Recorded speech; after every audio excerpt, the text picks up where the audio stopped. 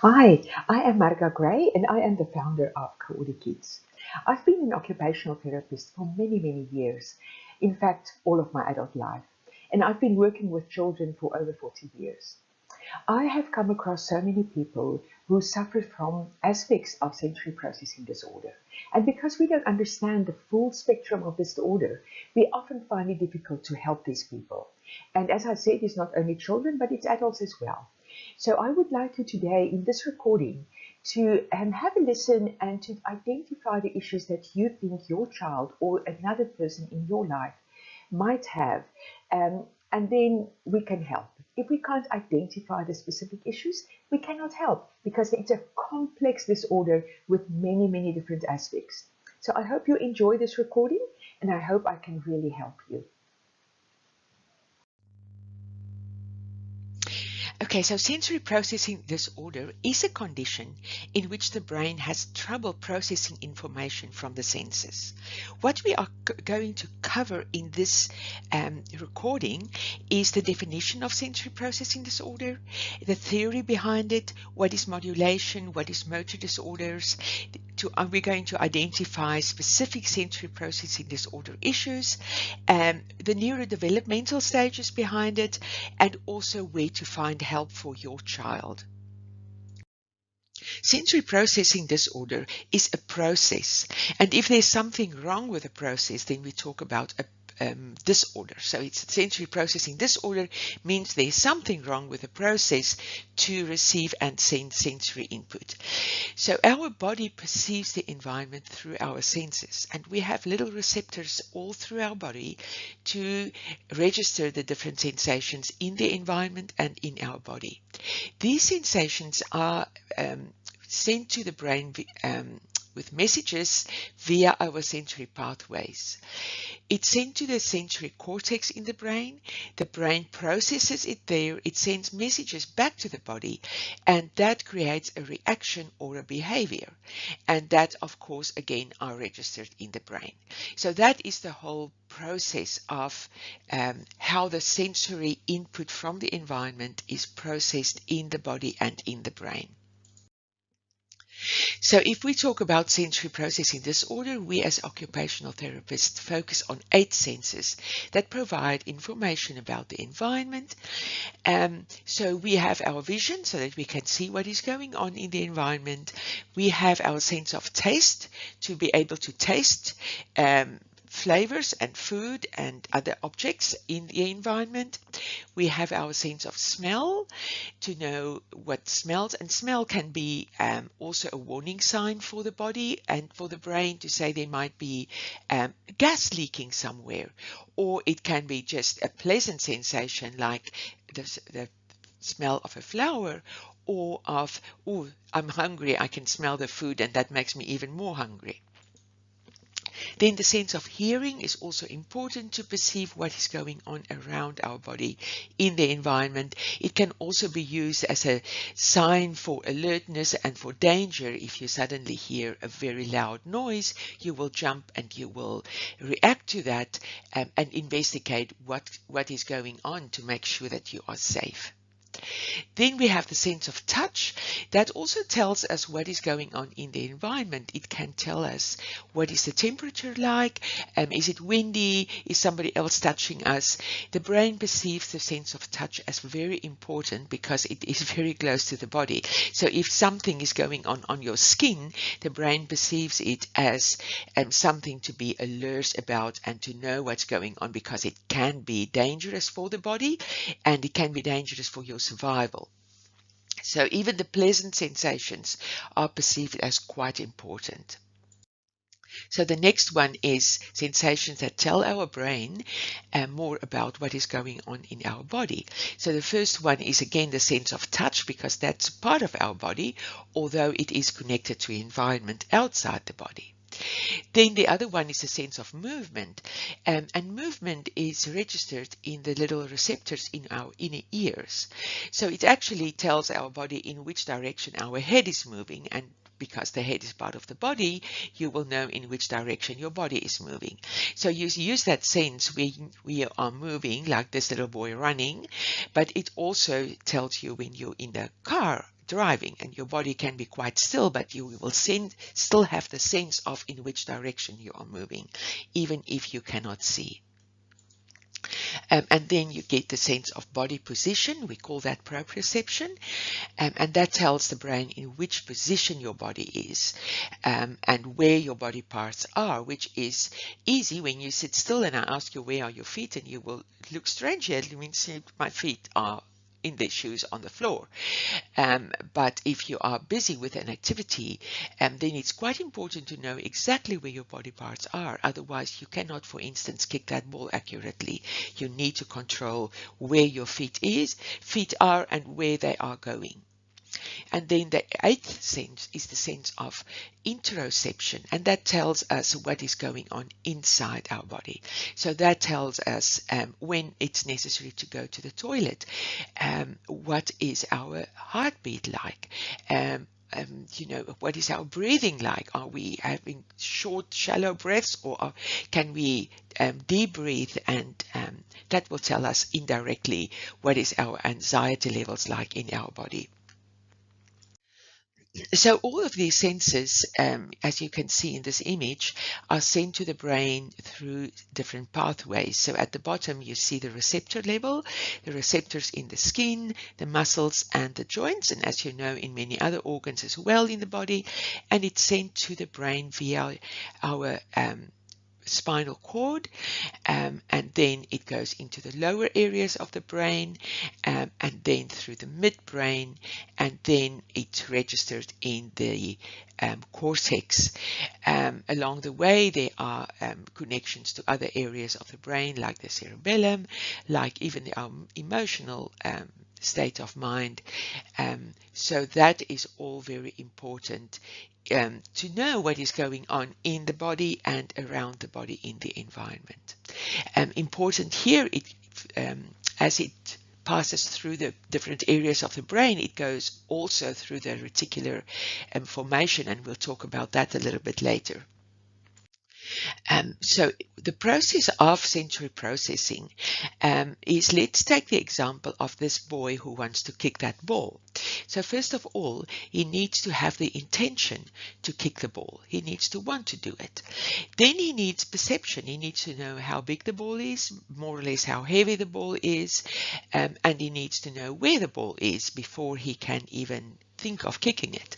Then he has to plan and process his body movements to be able to hit the ball in the correct way. Then he has to kick the ball.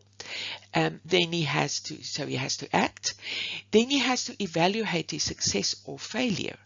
And if he was successful, he knows that he has to do it exactly in the same way again next time because it was a success. If he fails, he needs to adapt to make it a success. And he needs to know what to do. Does he need to change his body position? Does he need to change the position of the ball? What does he have to do to be successful? And then in this process, he learns or he develops. So in a child that is learning a new sports skill, he will be learning. But in a child developing, like in a baby or a very young child kicking and hitting the ball for the first time, they are actually developing new pathways in the brain. And that is part of their learning process. And then all of this are sent back to your brain. And you start again. It works like a spiral. So this is how development takes place. You need to be able to act, to measure your success and failure, to adapt, and then that development takes place.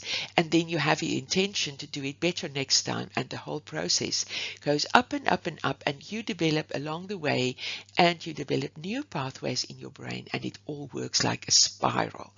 It's not an end, a beginning and an end. It's just like a spiral, an ongoing process. So sensory processing disorder affects all of these stages of this process. So you can see that if a child has problems with sensory processing disorder, they will have problems with all of these steps. Sometimes in a more obvious way, like with the action, the actual kicking, you will see it more. But also you will see a change in the intention, because if it's really difficult and the child has constant failures, then they don't have the intention to do it anymore, then they refuse. Or they say they're too shy to try. And, so it's just a big, it does have a big effect on the brain and on the body and on the child's reactions. So what do we do about sensory processing disorder? Just in short, it affects the child, as you can see on the right hand. It affects them on a social, emotional, and physical level. It affects their education and their learning and their training in anything. And it affects things like self-care. The support and intervention that we have for this disorder is occupational therapy, and then we can give strategies to use at home to make life easier and to encourage improved processing, strategies for the classroom for the same reasons, and then we have different home programs that you can use. So the sensory processing disorder have different sections. The first one is sensory modulation, then you get sensory-based motor disorders, and then you get sensory discrimination disorders. So we'll talk about more of this in this slide. So thank you for Lucy Miller, who have put this together for us, and it was done in 2007, and I still use it, and I know they still use it at the Star Foundation in the US. So at the top, the umbrella term is sensory processing disorder, but we have the little umbrellas under that. And the first one that we are going to talk about is the sensory modulation disorder. There you get the over-responsivity, you get under-responsivity, and you get sensory seekings and cravings. So let's have a look at first of all. If you have a sensory modulation disorder, you are usually overly sensitive to sounds or to other sensations.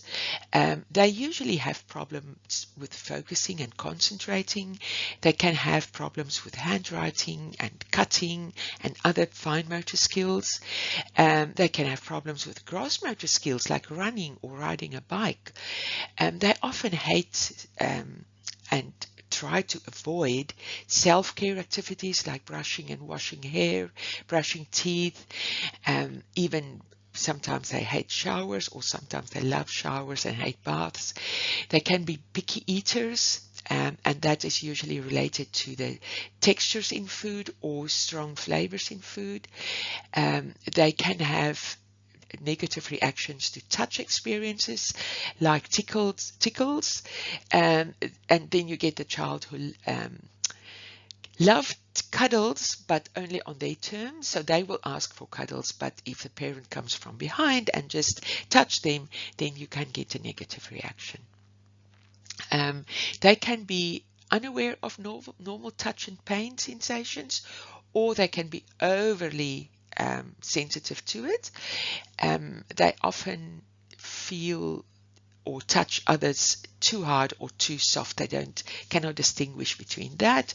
And they can be chewers, although they can be picky eaters, but then they can chew on every object they see. So quite a complex thing to handle and quite a complex thing to observe. So we'll talk a little bit more about this, because it's not easy, first of all, to identify all the child's problems, but secondly, to live with the child, because it's often unpredictable reactions, or usually called behavior. I prefer to call it reactions. So the self-modulation, sensory modulation disorder has an effect on self-regulation. So you often see meltdowns in these children. They can be very anxious. They have difficulty with concentration and attention. They can be movement seeking or avoiding movements. They can even be scared of some movements. They are usually easily overwhelmed, often quite sensitive, and they can have very high or very low pain thresholds with inappropriate reactions to these pain sensations. They often have sleeping, toileting, feeding issues, social skill problems, and they can be over or under responsive to reactions in the, or to sensations, or to happenings in their environment. The big problem here is not the big problem. All of those issues are problems, but the difficult thing about this is that the symptoms can fluctuate from day to day. So in the morning they can be quite happy to brush their teeth. By the evening they can refuse it and say the toothbrush hurts their teeth or whatever. So that's the difficult thing, is that it can fluctuate from day to day, and so it's often perceived as behavior and that this child doesn't want to cooperate. And if you don't understand this problem very, very well, then you can often see it as oppositional behavior from the child, or just too anxious and overwhelmed to do anything, and poor decision making in the child. But actually it's because these symptoms fluctuate from day to day, and that's why the child reacts differently. So the reason for that is that we all have different thresholds. So you have high thresholds for sensations, and then you have low thresholds for sensations. The easiest thing to understand is the threshold for pain, and you will all know people that have quite a high threshold for pain, and they can have fairly painful experiences and handle it in a very appropriate way, and not being aware of they have just bumped into something, they have a bruise, but they're not really aware of it, and they don't have a big reaction to that. And then you have people with a very low threshold for pain, and they will be the people that almost faint when they have to take blood from them because the needle hurts them so much, or they will bump themselves. A child will bump themselves into a chair or something, and they will have a big emotional reaction, and not a bruise that's visible at all. So those are the low threshold people. And it's not stories that they make up, it's very real for them and for their bodies and brains. So most of us function between these thresholds in the optimal level for self-regulation and functioning. So we might, depending on our fatigue levels or on what's happened during the day, the thresholds might change a little bit. So you might find when you're tired at the end of the day, you might have lower thresholds for noise levels. The playful sounds of your children playing in the house might be too much for you, and it might make you feel as if you're going to get a headache of that. And then when you're rested in the morning and you feel relaxed because it's Saturday, you don't have much to do today, and the kids playing in the house might just be a very pleasant sound for you, because then your threshold is higher and you can handle those sounds so much better. So people with high thresholds in general are the sensory seekers. So they need more movement, they need more taste in food, they like the very spicy, strong flavored foods. They are often low registration. For instance, they're not very aware of things happening in the environment. There might be a change in light, for instance, in the room, and they didn't notice it, or typically sometimes a male person might have shaved his moustache or his beard, and a low registration person might look at him and say, what's different? But they can't really identify exactly what happened. Why does this person look different today? And they often have limited awareness. So they are often not perceived as these high threshold people, because they don't interfere with anybody else unless they are extremely sensory seeking. And the low threshold people have high alertness levels. They are easily overwhelmed, easily oversensitive.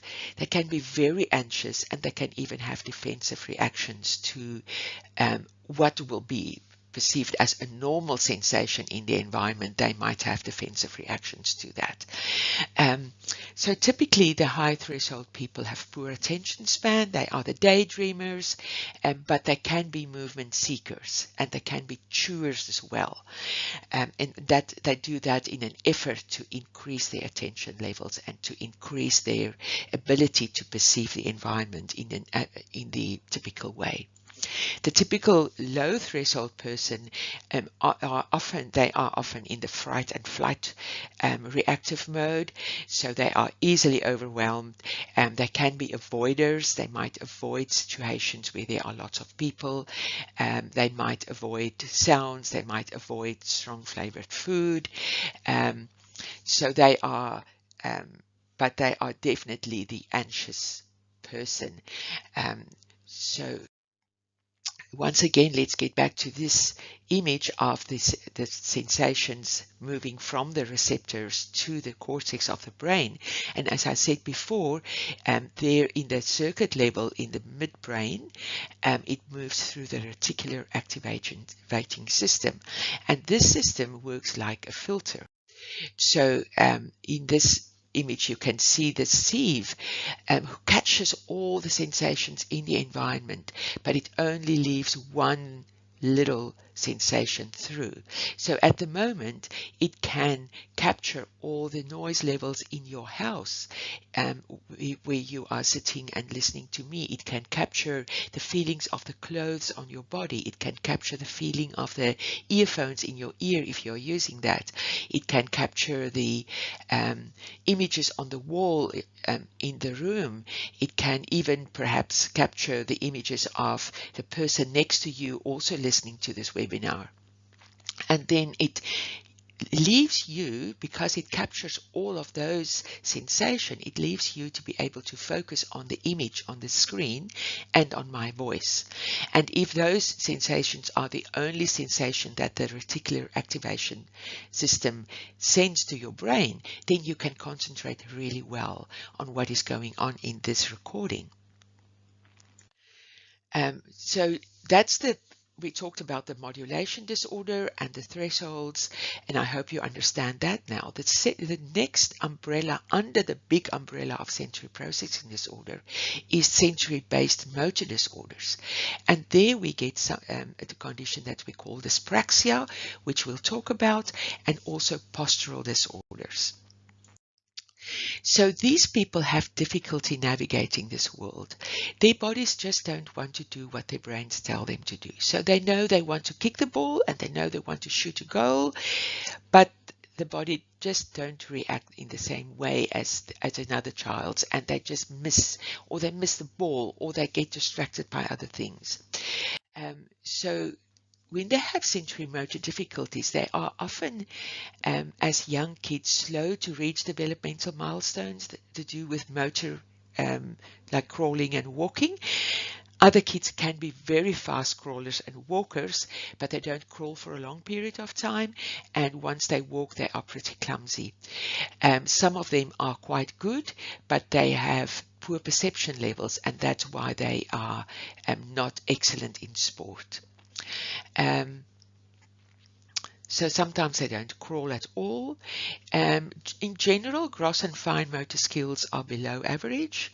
They may be clumsy, they can struggle to play specific games, and they have difficulty to interact appropriately with children and or adults. And these are the kids that often seek the company of either younger children where they can lead the play, or older children or adults where the older people can lead the play and be patient with them if they are a little bit slow. If they play with their peers, they often can't keep on the same level of play with their peers, and so they avoid that. So dyspraxia as such is a condition which really affects most areas of your functional life. It's praxis is a Greek word that means to do, and of course the prefix dys means unable to do. So dyspraxia means you are unable to do many things. It is seen in poor motor coordination. It's seen in poor timing. So timing can be to follow a rhythm, but it can also be the timing of when to kick that ball. How fast do you need to move your foot to be able to kick the ball in the correct spot at the correct time. And then poor planning, and then poor organizational skills. They can be very disorganized, lose their hats and shoes at school, forget books at home. Rooms can be in chaos, or it can be extremely neat and tidy, because that helps them to organize their life. And if you change something in that organized room, they are very, very upset. Or if you change a routine, they get very upset because that organization should not be disturbed, because they can't reorganize, they can't do it again. And then poor sequencing, like to remember a sequence of instructions, or even sequences in a word to spell the word, or sequences of letters in a word. Okay, so dyspraxia, this is a good image of dyspraxia. And if you can see, if you have dyspraxia, it affects everything. Gross motor skills, and those are all the gross motor skills, all the yellow ones that they name there. The fine motor skills are named there. Even things like buttons, like shoelaces, organizing the classroom equipment. Then concentration, big time. They have very poor memory skills, specifically sequential memory, limited time to focus. They have to focus on so many different things and try to organize things that they cannot really focus on the work that they have to do. Then communication is probably difficult for them. They get their words muddled up, as I have done a few times in this recording. And then their speech can be immature, and they can have difficulty to form words, to use the correct muscles, and to form words, and also to chew correctly. Classroom difficulties are plenty, with difficulty to follow instructions, difficulty to get ideas on paper, and note-taking, and then organizational skills. So they need visual reminders, they need help with organizing, help with remembering what to do and what to do next. So it's a big problem, and these kids really, they are often labeled as poor behavior, as not listening, as poor concentration. They have very, very big difficulties to navigate their days and to cope with all the different tasks during the day. And they are left completely exhausted at the end of the day, not because they worked hard in the sense that we see as work, but just because they can't keep up with all the organizational things of knowing what to do, not even of doing what they have to do, but just of understanding what is expected of them. So the presentation, what does this child or person look like? You got a pretty good idea in the previous image, so I'm just going to run through this really quickly. So first of all, they always seem to have concentration issues. They can be clumsy. I see lots of clowning behavior, often being the class clown. I always think it's just because, let people rather laugh at me because I'm funny, than they laugh at me because I look stupid and silly. So they often, clowning behavior always put up a flag for dyspraxia for me. They might avoid motor tasks, and they can be quite creative in the reasons why they won't do these tasks. And they often use exaggerated or diminished force, so they can use their pencil, very hard pressure on the pencil and on the paper when they write, or very, very light and almost not visible on the paper, and not good control then, of course, on the pencil because they don't hold it firmly enough. They often don't know where to start a task, so they can be playing up at the beginning of a task, like just after the teacher gave the instructions. They might play up because they just don't know where to start. They heard 3 instructions, they can hardly remember the first one, and they don't know how to organize everything to start with that task. And then they have difficulty to follow sequences, so that can be steps in a task or the sequence of instructions. As I said, 3 instructions, and they lost when they get to the second. When the second one is given, they have forgotten the first one already. Then nothing makes sense, and they play up. They often play inappropriately with toys. They might break toys without the intention of breaking it, and then they have no idea how to put it together again.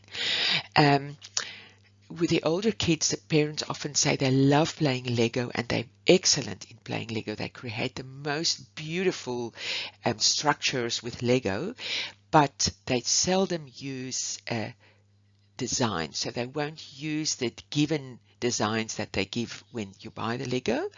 And when you ask them what are they building, they might change as they go along. So they don't have the idea, I'm going to build a big castle before they start. They just create something, and as they go along, it changes from a truck to a train to a factory to a castle. And it's often because they can't plan ahead of time. They just go, and they are quite creative. And these kids, just they take note, they are usually highly intelligent. I've seen many children with dyspraxia who they are really intelligent. So they can create these fantastic Lego structures, but they cannot plan ahead of time.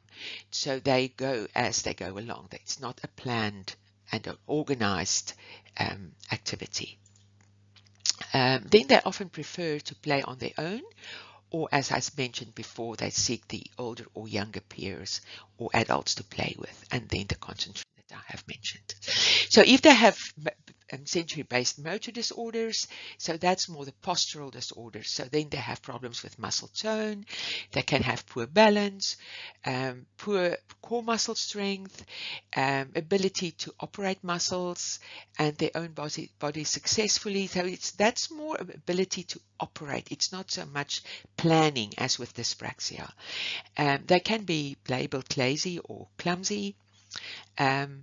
And they have a hard time matching their peers' physical abilities. So it's more the physical ability. They're not as strong, not as fit, not as accurate in their movements and speed as their peers. Whereas with dyspraxia, they can have that, but they cannot plan.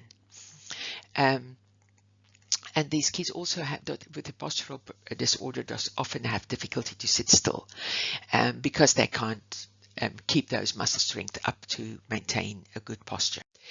Okay, then the third one is this discrimination disorder. So we covered modulation disorder, we covered sensory-based motor disorders, and now the discrimination disorder. So it's the discrimination of one or of all 8 of these senses. So it's registered in the receptors, but it's not registered in a very good way, so they can't discriminate between different sensations. So what do they look like?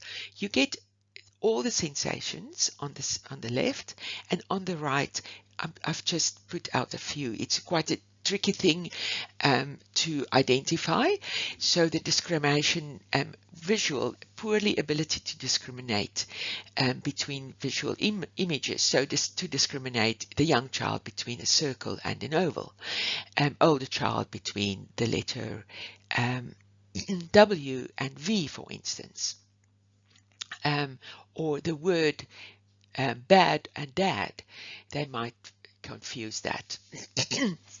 Auditory discrimination, that can also be vestibular and proprioceptive processing, so movement sensations, but also to discriminate between sounds and different sounds, and for instance, listening to music and identify the different musical instruments, which is really difficult for me because my auditory discrimination is not too good.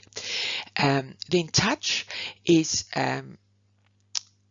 diminished or exaggerated force, but also not experiencing the correct touch register impulses. So a good example is to occlude vision, so blindfold the child and draw patterns or designs on the back of the hand or on the child's back, and then they need to identify which shape it is. And you can see there that discrimination can be quite poor.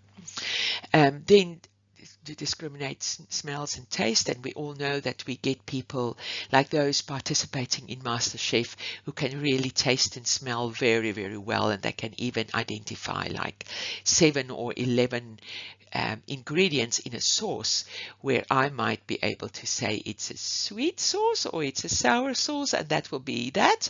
So you get a lot of different levels of smell and taste discrimination. Think about perfume smellers, wine tasters, and chefs, of course. Then, as I said, the proprioception, movement, and vestibular all have effects, and they have effects on our movement, of course.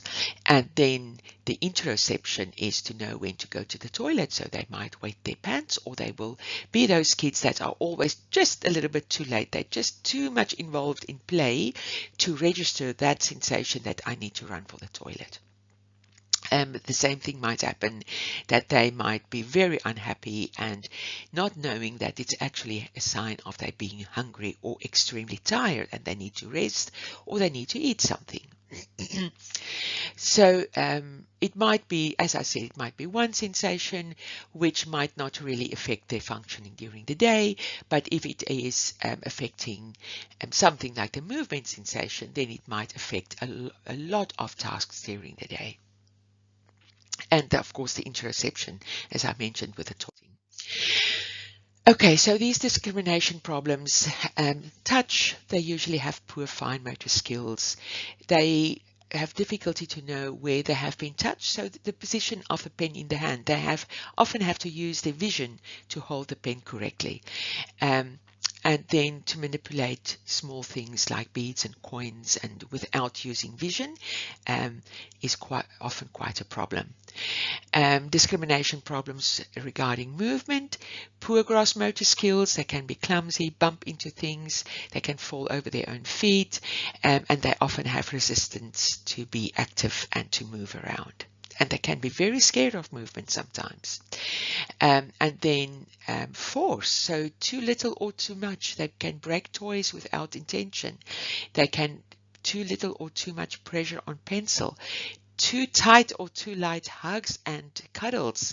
And I have seen many little boys, preschoolers, who have younger sisters, and they will cuddle those sisters to the point that the sister is crying. And of course, not knowing that the child is crying because they are hurting her, they keep on pressing and cuddling because they want to comfort this child, and they don't realize that they're actually hurting them. So it's something that came across in my consulting rooms quite often. Then also discrimination is the body position in space. So they cannot control their postures, they have difficulty with core muscle strength, they have difficulty to sit in the upright posture because they can't feel if they don't sit in it anymore. Often the problems with balance and that posture that you need to support movement. So they just look so clumsy and they have difficulty to just to move in the correct way and to maintain postures in the correct way. So let's get to the neurodevelopment behind all of this. So if you look at these images, it's from the fetus position when the baby is just born. That is the position they're often in, and then by 1 month they look like the orange little baby, and so they develop, and by the 12 months they can usually, if they can't walk independently, they can usually walk along furniture, but they can be in the upright position, given and taken a few months at each stage. But this is really, really important because this is the way we develop. And if there are gaps in this development, you see it reflecting in the older child, not only in motor movements, but in their ability to learn as well. So these different stages are really, really important, and we keep that in mind when we encourage a child to overcome learning problems, because they might have had problems with some of these stages, even in posture, in the ability to cross the midline of the body, in the ability to maintain the upright position. So we have, as therapists, we have to look at all these stages, because it's really, really important. And at each stage, the brain builds pathways, and we use those pathways for the rest of our lives. So if you look at this baby crawling, or attempting to crawl at this stage, you can see that already the right hand and the left knee is active at the same stage. So they are already using what we call cross-lateral movements, which is really important later stages for things like crossing the midline of the body. If you look at this, and to be academically successful, even if you go back, that baby is, oh, he doesn't want to go back, sorry. So if you think of that baby, they are pressing down on their hands on the floor, and that already encourages the development of a correct pencil grip. So this baby is crawling, and as I said, like the one arm and the other leg, so that this baby is putting the left arm forward and the left knee forward. And if you look at the boy running, you can see he has his right arm forward and his left knee forward. And that is the same exercise that we use in CoordiKids to encourage crossing of the midline, to encourage sequencing of movements, to encourage the foundational skills that you need for learning and to be successful in learning. So it's all start from the very, very young stages of development when those pathways are built in the brain. And as I said before, we use those pathways for the rest of our lives. So the previous image showed us sequences of movements.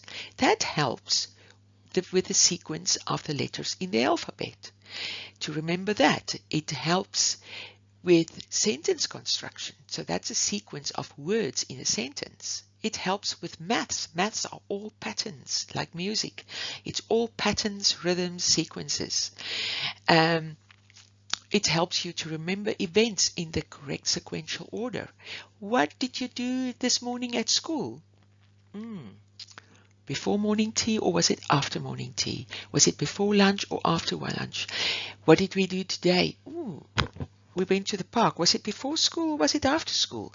That kind of sequencing. Was it yesterday? Is it going to be tomorrow? Those are sequences, and it starts to develop with little pathways built in your brain as from baby years. The end of all of this is what the psychologists call executive functioning, and that is to function during the day, planning your task, planning ahead of time, knowing what to do and when to do it. So we look at a child's development according to this pyramid. So at the bottom, the blue is all your sensory systems, and that needs to be registered correctly. Discrimination, modulation, and the posture and the movements that you use should all be developed very well. That will then create the ability to develop your sensory motor skills, and that is the crawling baby, for instance. It's the crossing of the midline, gross motor development, body awareness, posture, balance, reflex integration, and all of that we call your sensory motor skills. When that is all well developed, on top of that, you develop your sense of perception, your fine motor skills, visual motor integration, memory, body image, analysis and synthesis. So that is to build a puzzle, for instance, successive patterns in mathematics, for instance, and in movement. And then on top of that, you get the ability to form personal relationships, to be creative, to solve problems, to understand concepts in learning. And then on top of that, when all of these bottom parts are developed really well, you'll be able to read, write, spell, and do maths with ease. You will also have good working practices and emotional stability. So we can compare this to an iceberg. So the tip of the iceberg can be compared to that little yellow triangle, the tip of the pyramid, which we see in the classroom. But it is supported by that big, big, big part of the iceberg that is under the surface of the water. And that is the big development that needs to take place to be able to be successful in the classroom and in learning and in later in life in your job. So if there are problems in the bottom layers, in the part of the iceberg that's under the surface of the water, if there are cracks, you will see the cracks in the top. So when we as OTs, especially sensory integration OTs, see a child who has problems with reading and writing, we assess all the bottom skills, all the foundational skills to see where did the problem originate from. And then we try to develop those skills, those foundational skills, to ensure that the child can do the academic work with ease. So this is the reason why I created CoordiKids, because CoordiKids focuses on the foundational skills and on those sensory motor skills, which are so important to be able to successful in learning in the classroom. And I've also seen that many of those skills can be developed very, very successfully by doing regular exercises at home, which are graded in the specific orders following the neurodevelopmental stages. And then you get that very good and very solid foundation in a child. And when you need therapy for that, but you can do a lot at home. And that's what brought me to the idea of creating these exercises that parents can do with a child at home that will support therapy sessions and will complement therapy sessions. So there are many different areas in the brain, like the brainstem, the midbrain, and the cerebellum, and then the cortex. And then we have two hemispheres, and then we have connection amongst all these areas. And they have to talk to each other, and they have to be integrated with each other to help us to function at an integrated level and to function in a way that we can do all the different tasks during our day. So how can we help persons who have problems and who have a sensory processing disorder? First of all, with the sensory modulation disorders, we can do a lot to help. We can meet the seeking or the avoiding needs and understand why the child is doing this, and then slowly desensitize and help the child not to be scared of movement, for instance. And there are very specific ways to do that. Then we can do some environmental modifications, like if a child is a movement seeker and finds it difficult to sit still in the classroom, we might suggest that the child sits on a ball so that he can bounce while listening to the teacher. We have auditory specific programs. I call the ILS here, but there are many therapeutic listening. Best is to visit an audiologist and a speech pathologist, and they can put you on the correct path there. Then the experiences of touch, you have many different touch experiences, and we can expand on that. And then we have a very specific protocol called the Wilbarger protocol, which can help with tactile defensive behavior. And then, of course, movements. You can use the CoordiKids, you can use occupational therapy and physiotherapy. What can we do to help sensory-based motor disorders? Sensory integration occupational therapy will be fantastic, and also the CoordiKids program. Discrimination problems, a combination of strategies depending on what the child's problems are. Audiologists can help a lot with the auditory part of it, and CoordiKids can help with the movement part of it. So, Let us help this child or these children at home and school support. It's very important to observe the kids and then to guide them. So the observations are really, really important. That is the best way. That if the child had the the information, if they could understand what's going on, if they had the knowledge and the vocabulary, they would be able to tell us what's going on in their bodies. But they don't have that, and they don't have the ability to compare their bodies to another person. So they cannot know that they perceive strong smells in a different way than the next child. They don't know that. So we have to observe. That is the best tool that we can do to help them. We can put a sensory diet in place, and there is a recording and a whole recorded webinar on a sensory diet. We can put visuals in place to help them with organization, so little pictures or words to tell them you have to brush your teeth, then you have to wash your face, then you have to brush your hair, then you have to make your bed, then you have to pick your school bag up, then you have to get in the car, or whatever. And the same at school, to tell them what is going on, what has happened, what is going to happen next.